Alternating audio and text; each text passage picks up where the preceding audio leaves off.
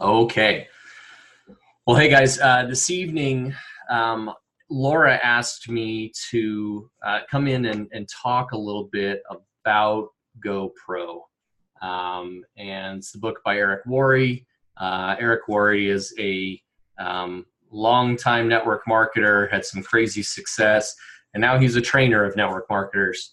And the book is great. If you don't have a copy, you can actually get one for free plus shipping from his website. It's like $7 or something.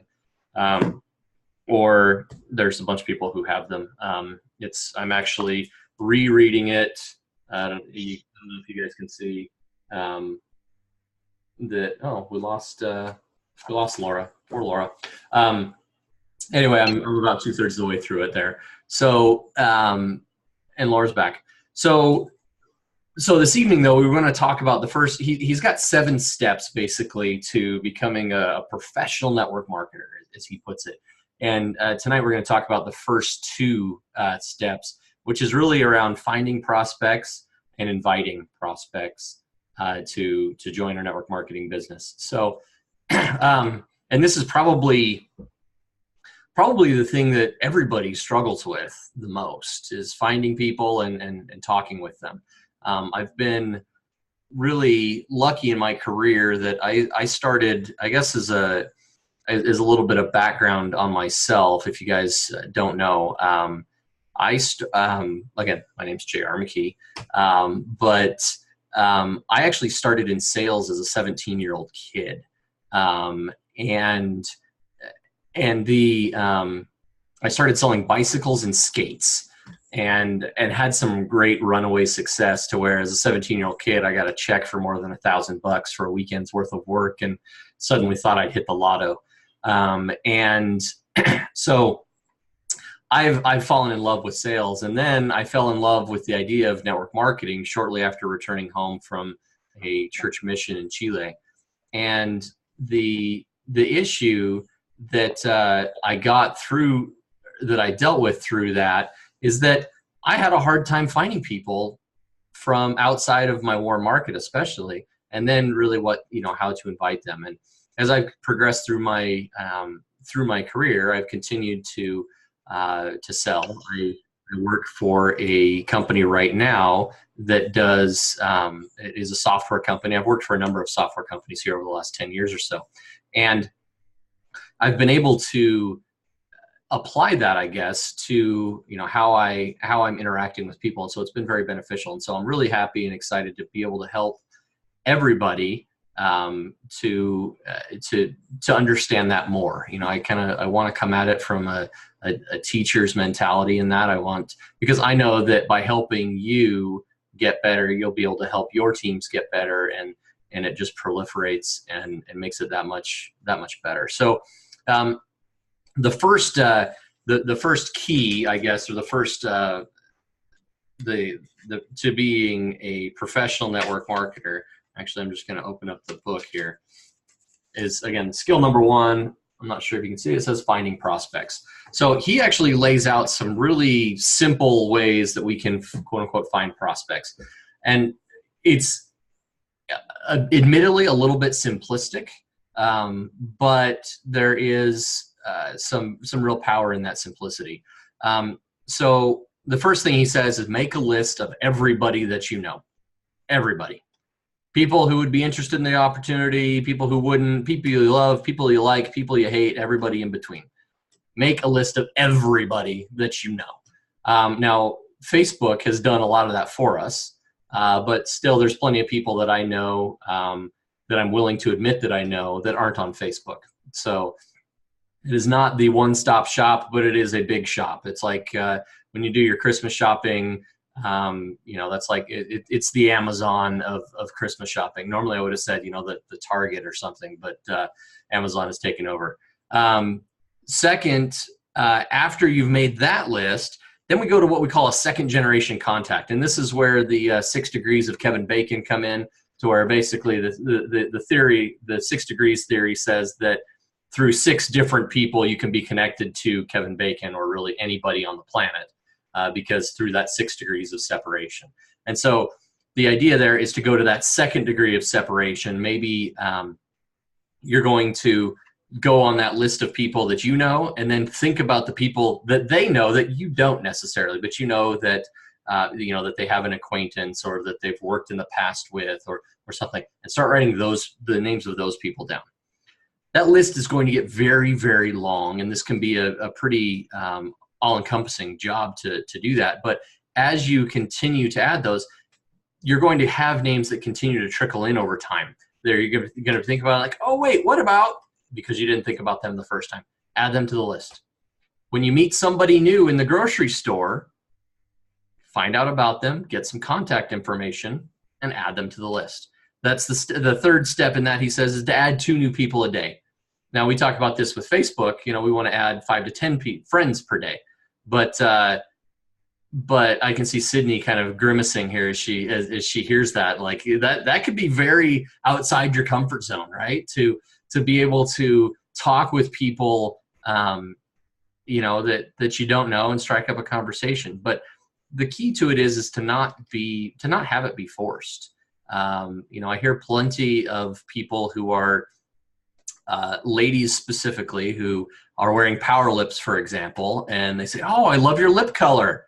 "Oh, well, thanks." And they just happen to have it in their purse. And they can talk about how wonderful and how great it is, and be able to show that to those people, and offer them samples, or offer them, an opportunity to hear about it. But the thing that you want to avoid is what we call in sales is show up and throw up, where basically you show up to a meeting, you show up to an opportunity, you show up to a conversation, and you dominate the conversation and just talk. And that is going to turn everybody off, and that's going to, and it's not going to help you, and it's going to make you one of those network marketers, which we all really want to avoid. The fourth point that he comes up with is actually talks about networking on purpose, actually going out of your way to enter new networks of people. So in my own career, I've had a lot of business networking opportunities, and there are lots of those. But even with the world of social media, it becomes very simple to search for a group of like-minded people around a particular hobby, or whatever. I know that we've got somebody at a softball game right now, so maybe there's a softball moms group. I know that Heather is a part of a female entrepreneur group on Facebook. I am on a backcountry skiing group and a Salt Lake City cycling group, because those are things that I love to do. And those are all opportunities to meet new people. The idea here, though, in the frame of mind that you need to make sure that you stay away from, is that, and no, Sydney, you shouldn't keep your grimaces to yourself. They're fun. But the frame of mind that you want to stay away from is that you're meeting these people to prospect them. No, that's bad. That's wrong. You are meeting people to meet people, to be a human being, to interact with somebody else. Now, when the opportunity presents itself, and it will, to talk about what you do, because they're going to ask, "Oh, what do you do for a living?" Perfect entryway. They just opened the door for you, and now you have an opportunity to talk about what you do and why you love it. But we don't want to go in assuming, or you don't want to go into a relationship looking for what's in it for you. One of the guys on social media who I wholeheartedly endorse you guys all follow is a guy named Rob Sperry. He has a group on Facebook called The Game of Networking. Rob, when I joined Nu Skin 6 years ago, the original time, Rob was actually my upline. He was my sponsor, in fact. And I've kept a relationship with him. He left Nu Skin a little while later and has gone on to do some great things. And he's actually one of the more sought after trainers now in the industry. But he has some great content on there, and it's very agnostic as far as companies go. And there's no pitching allowed. It's very much a support network, but also a lot of great training and information. But one of the things that Rob talks about is to not be a taker. Have a giver's mentality, not a taker's mentality. And because that's an abundance mentality as opposed to a scarcity mentality. There is no scarcity of people on this earth who we can talk to. There are 7 billion people on the earth. Now, granted, there's 2 billion of them in China and India. But here in the U.S., if you can talk to all 350 million U.S. citizens, then okay, then we can start worrying about a lack. But Nu Skin has less than 1% market saturation in the U.S. Less than 1%. Okay, there is plenty of opportunity to talk to. One thing that I would bring up, we talk about within System 7, is what they call FFBC, Friends, Family, Business, and Community. So with your friends, family, business, and community members, that is where you can go to really start building this list. And you can go through there, and there are lots of, in fact, I'll find the PDF that Eric Worre actually has, but it's a brain teaser, a brain jog, basically, to think about all these different people that you know, whether it's, your butcher, the baker, the candy, candlestick maker, whatever. It gives you that that idea of, oh, hey, who is this and who's that, and who do you drive carpool with, and who is on the PTA, and everything else. And so I'll get that and share that out with the group as well. But when we start thinking about friends, family, business, and community, that becomes, again, about relationships, because the business truly is about relationships. It's not about who we can get signed up. It's not about who we can contact. Really what it becomes about is the quality of your relationships, and the strength of your business will be driven by the quality of those relationships. And I know that as we continue to grow, that will be a major hallmark for as our business grows. So the second chapter here is about inviting, and the invitation has multiple steps to it as well. One thing that he emphasizes is using tools when you invite somebody. So in his example, and Brent Bryson has used the same example, they would say, hey, I have this video on a VHS, and will you look at it? And Brent would go and hand it off to somebody, and then he'd show back up whenever they had set aside time to do that, the next day, the following, 2 days later, whatever. And he'd come back and be like, hey, did you watch the video? I'd be like, oh, no. He's like, oh, great. Can I have my video back? And so, one, there was a little bit of a fear of loss there. But two, he was using a tool, because then it could talk better than him. A video can't show up and throw up. A video can't ramble on like, admittedly, I tend to do sometimes. But the other way that we can help as far as tools go is utilizing three-way calls with your upline.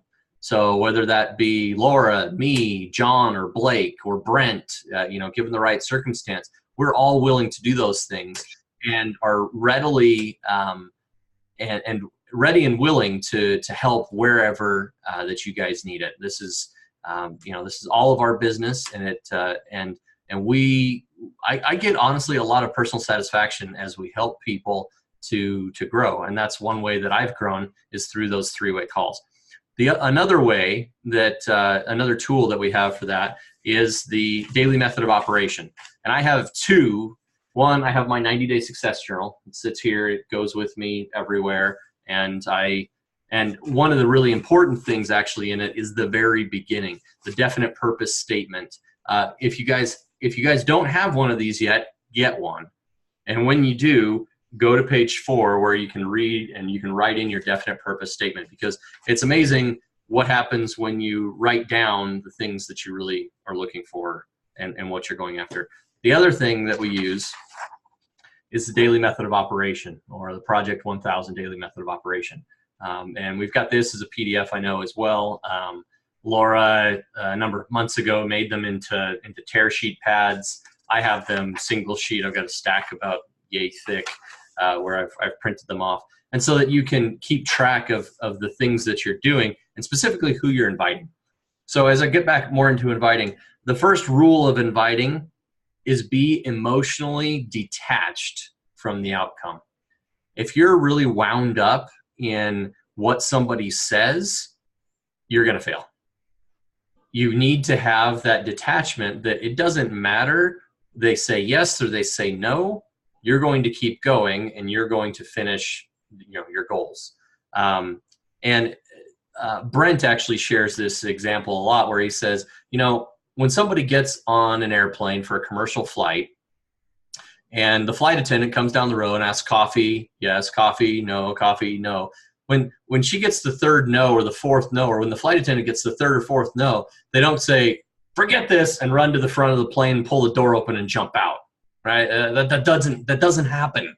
And there's a reason for that, because they're emotionally detached. They don't care whether or not you want the coffee. They're there to serve you.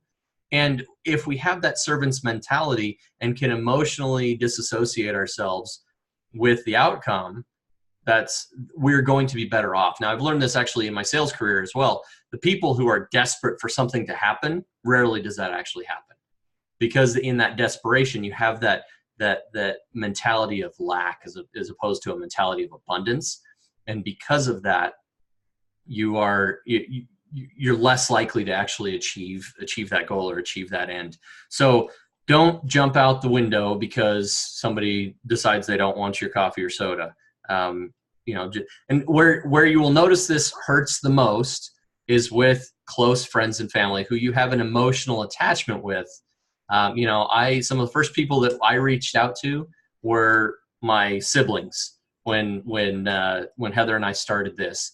And guess how many of them decided that they would come along for the ride with us? None. Not a single one.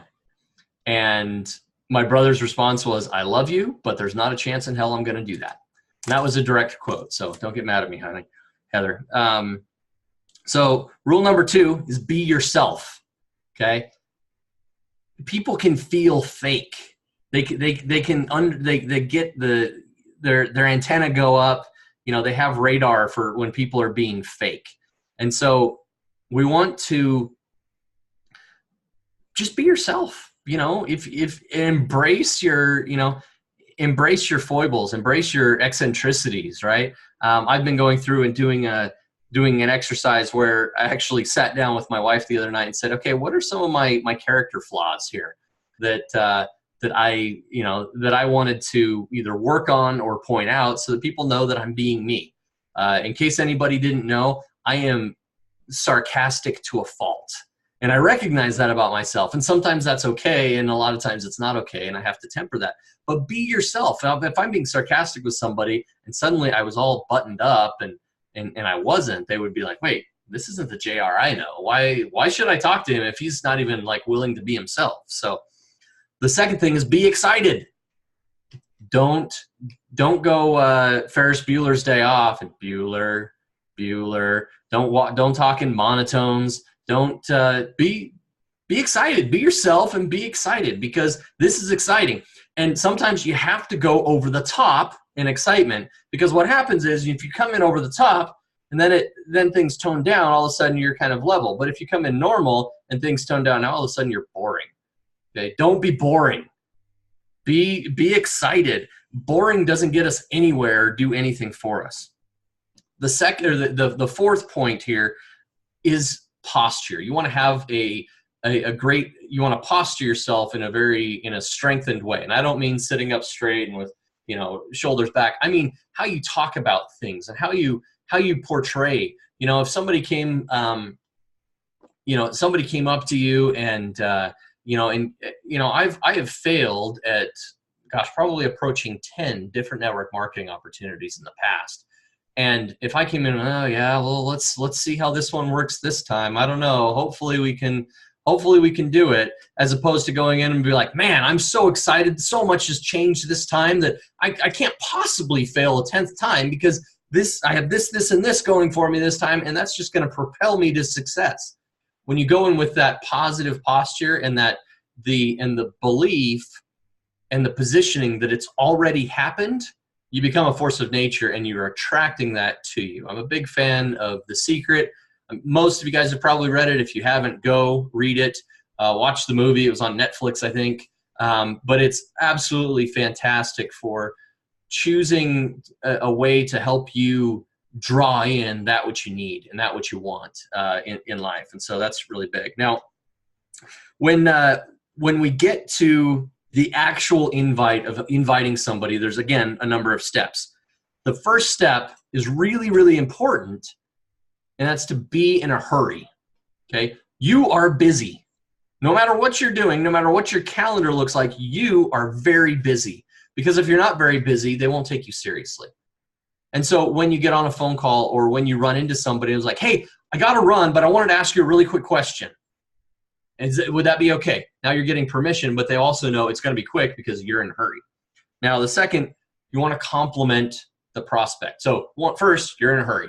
Second, you want to compliment them. Maybe with power lips, it's, hey, I noticed that you have this incredible lip color. Do you find that it rubs off? Or give a sincere and meaningful compliment to the person that you're talking to. Because when you're sincere, people feel that. And it's amazing the feelings of reciprocity that they're going to have towards you. If you give them a compliment, they feel like they need to give you a compliment back, or they need to do something for you back. And that is it's human nature, but also everybody likes to be complimented, right? So make people feel better, and life will be better in general. So that's always a good thing. Now, the third piece, after complimenting them, you make an invite. Now, there's 3 different ways to make an invite. First is the direct route. Direct route is, hey, I'm doing this. I thought you'd be great. Are you willing to take a look at it? Yeah, that's the direct route. The indirect route is to use maybe say, hey, you know what? I'm really new at doing this, and I need to present this to a number of people. But I need some practice. Can I practice to you and give you my pitch so that you can give me some information back and so that I can get better? Now, that indirect approach, they very well maybe they'll just be like, they're your friend and be like, sure, absolutely. And you give them the pitch and you get better, or they give them the pitch and you get better, and they say, hey, I might be interested in this. That's even better. But you have that opportunity to give that pitch. Third is what he calls the super indirect method. It's like, hey, I know this isn't for you. It's not up your alley, but I'm wondering if you know somebody who this might apply to. And then you can, again, talk about the opportunity. Those 3 ways are great ways to get people interested because it gets their curiosity up. The example I want to use is we live in Utah. My family skis. We love to ski. I grew up skiing, and I want my kids to grow up skiing. And when my kids were smaller and we were skiing, the key of the day when we went skiing as a family was to leave when the kids were still having fun. If the kids were tired and not having any more fun, the likelihood that we got to go on another ski trip, very low, because they'd remember the last thing that was happening before we left, which was they were tired, cranky, and weren't having any fun. But if we leave a little bit early and they're still having fun, that's what they remember, and they want to come back for more. And so that's what you want to leave them with, is this anticipation of the future. Now, getting a commitment comes down to really simple, 4 simple words. If I, would you?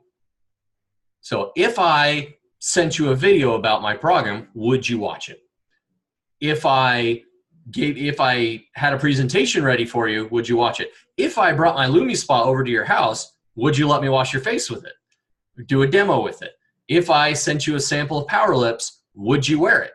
Okay. These are if I, would you, and it gives you that, generally speaking, they're going to say yes. Now, if they say no, fine, you cut it off and you move on, and you aren't emotionally attached to it, and you can get that information and move on to the next person. But they talk about the SWs. Some will, some won't. So what? Someone's waiting. Okay, those are kind of the 4 SWs. Or again, some will, some won't. So what? Someone is waiting. Okay, and that's the mentality that you want to have as you're talking to people and having them be excited about the opportunity. Now, from here, you want to confirm the commitment. Okay, so first is, great, when could you do that? So say it's you're sending them a 5-minute video. Okay, and you say, hey, if I sent you a 5-minute video, when would you watch it? Well, yeah, I'd watch it. Okay, great. When could you watch it by? And so now they're thinking about it, and they're picking a time for themselves that they could actually do that. I could do that tomorrow afternoon. Great. So if I called you tomorrow night, you definitely have it done, right? Yeah, absolutely. So that's the second confirmation. So, but now that just became an appointment that they made. It's a time frame that they gave us. So they can have it done tomorrow afternoon. I say, okay, great. If I called you at 7 tomorrow, then you absolutely have it done, right? Yes. Okay, great. Next one is, what's the best number in a 7 or in time, or a 7 o'clock okay number in okay time for you? Make sure you have the right phone number. And the most important piece of this follow-up is to actually do it. Sometimes that's the hardest piece. Be like, oh crud, I was supposed to call them back. If you're Johnny on the spot and you can actually get those calls done, people are going to expect it, and they're going to know that you are, one, being consistent, but you're also following through on your commitments, so that you were going to call them. And the last thing, after you've gotten that commitment, you've set up the time, and you say, okay, great, I'll call you tomorrow night at 7 o'clock, get off the phone. Remember, the first step is you're busy. So you want this to be quick. You want to get off the phone. You want to get out of the conversation. You want to get on to the next person, get on to the next, whatever it is throughout your day that you're doing. Because what that's going to enable you to do then is, again, reinforce you're busy. And that's the biggest key. So that's, I think, what we've got, what I've got for this evening. I'm gonna turn off mute. If you want to remute yourself, then please do. But if anybody's got any questions, we'll grab those here real quick.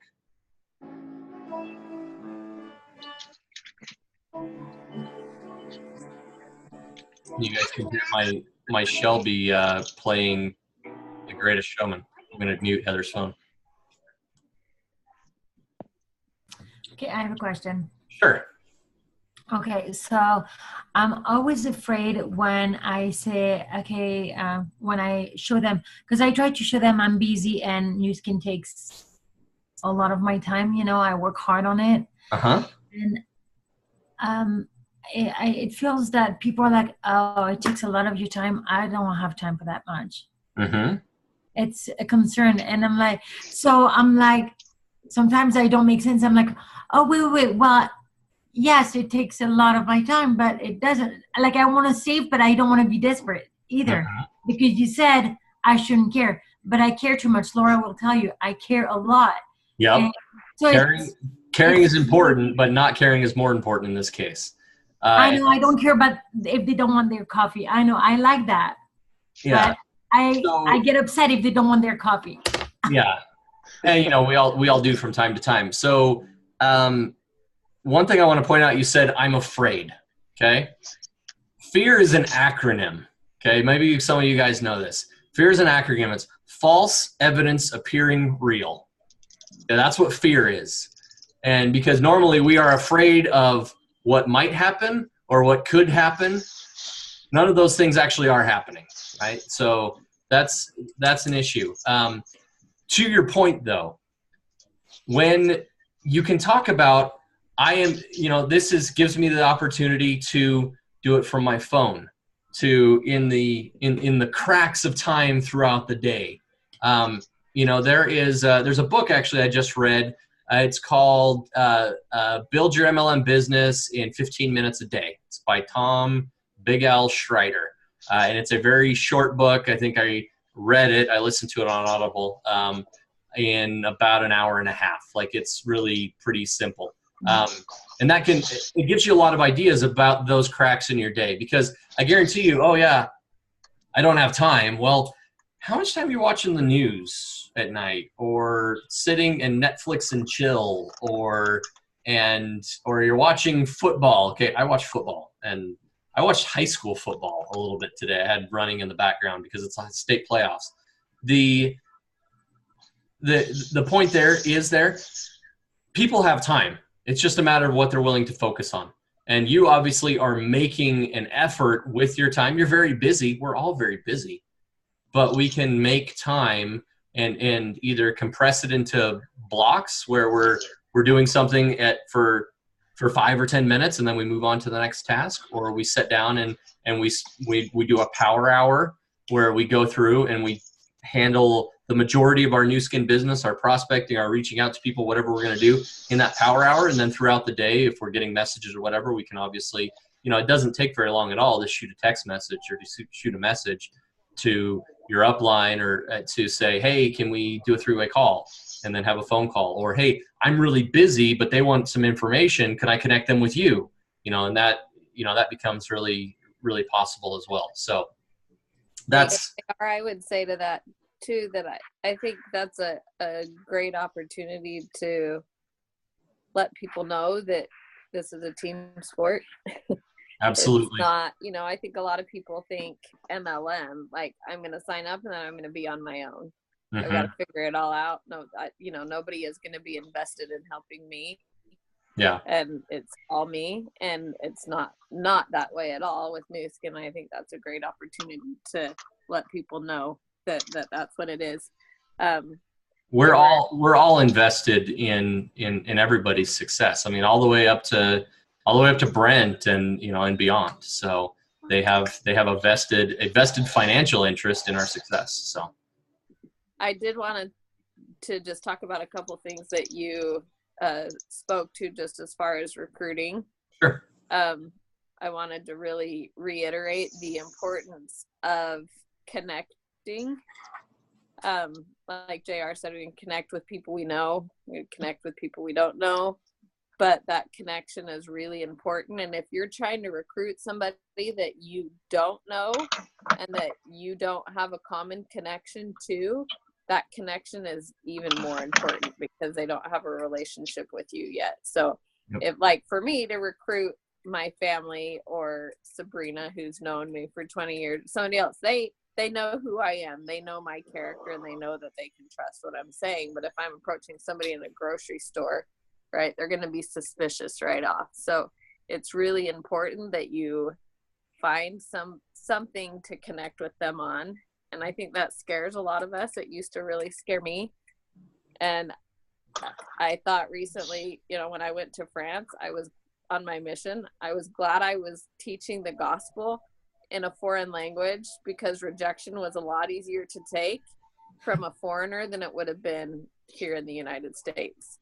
And I think it's the same with relationships. Like, it's hard to approach people because we worry maybe about what they're going to think if we don't know them. But if you're approaching them with a sincere compliment to start the conversation, they're going to open up pretty quickly, and you can build a relationship from there. And if they reject you, it's a lot easier to accept that and not be upset that they're not accepting the coffee than it would be like with JR's brother saying, "You're nuts. I'm not going to do that." So maybe just think about it that way. And if they say no, it's, you know, you're not out anything. So really focus on those relationships in all different ways, whether it's somebody you've known forever or somebody that you're just meeting. Focus on that connection. And after how long will you start talking about the business? Because I added a couple people who are my friend's friends, and I just said, "Hey, thanks for accepting my friend request, yeah. And then one of them is moving. I'm starting to know a little bit about them, but now I just, like, when did you start talking about the business? I mean, they obviously see my posts. But so think about it this way.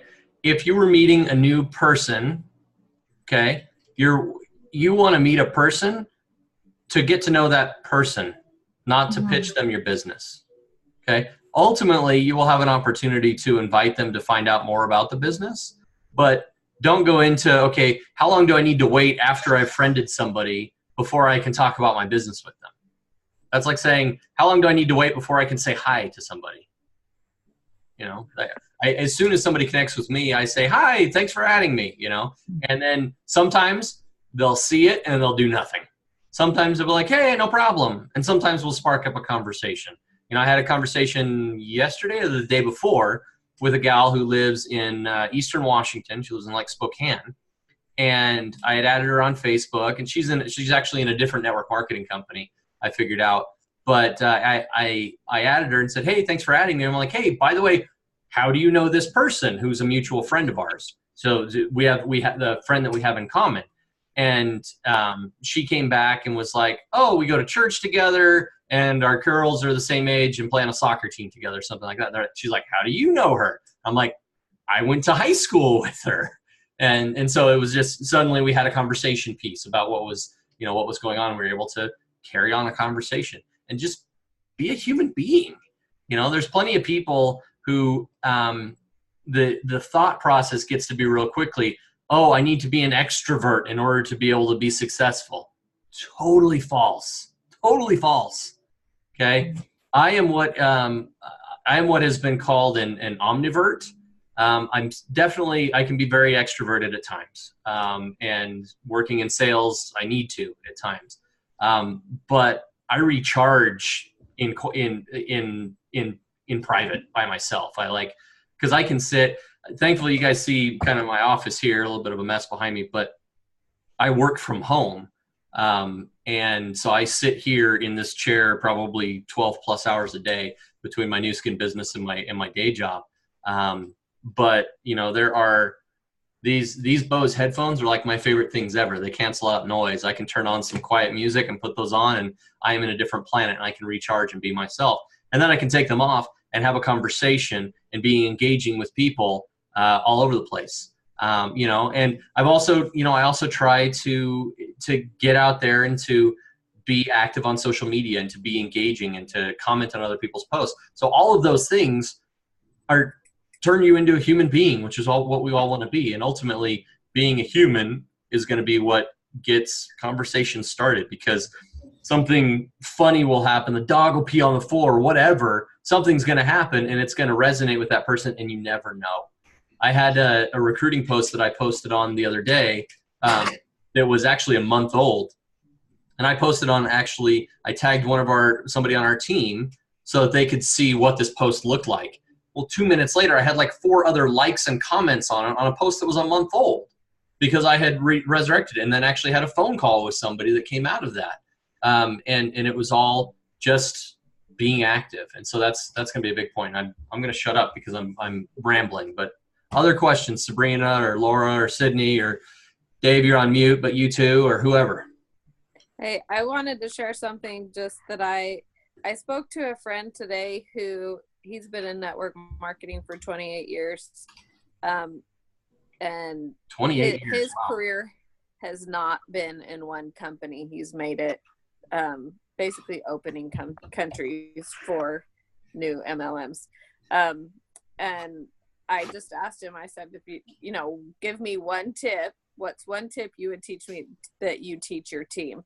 And this is super simple, and I think it really goes well with just recruiting and inviting it. He said, I asked them to remember it's as simple as 1, 2, 3, A or B.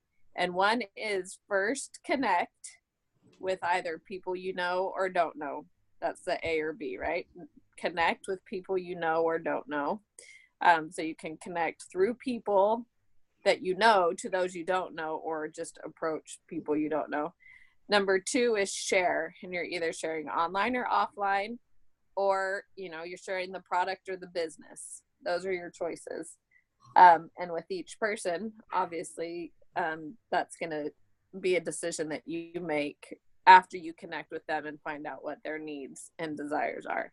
And then 3rd is you start them, and you start them either as a customer or as a distributor. And again, you decide that based on what you've learned through the connection. And that's it. And I loved how simple that was for him, but that key definitely goes back to the connect. And that's where you get distributors as well that continue once you've connected with them. I know for me, there's been times in the business where I've wanted to quit because it's hard. But I haven't, because I've connected with my upline and I've connected with my team, and it's bigger than myself. So that connection is key. Absolutely. Okay. Any other questions before we wrap up for the evening? Bueller. I know we need to get to be excited, huh? Yeah, we need to be excited. Not Bueller. I just in case you guys, it's a little tidbit that you guys can learn about me tonight. My 2 favorite movies, and they are 1 and 1A, and they go back and forth just depending on my mood, are Top Gun and Ferris Bueller's Day Off. So those are my 2 favorite movies, and you don't really want to watch either of them with me, because I can quote them basically start to finish. So it's not any fun unless I'm with some of my old Air Force buddies and we quote Top Gun together, then it's a lot of fun. But complete with, singing that Love and Feeling, and yeah, it's embarrassing, but it's fun. So with all of those, anyway, so you guys be excited, be willing to get outside of your comfort zone. That's where the growth happens. And the person that you are today is not the person who's going to be a team elite. There's going to be a lot of growth. The person I am today is not going to be team elite JR. And that is that's a promise.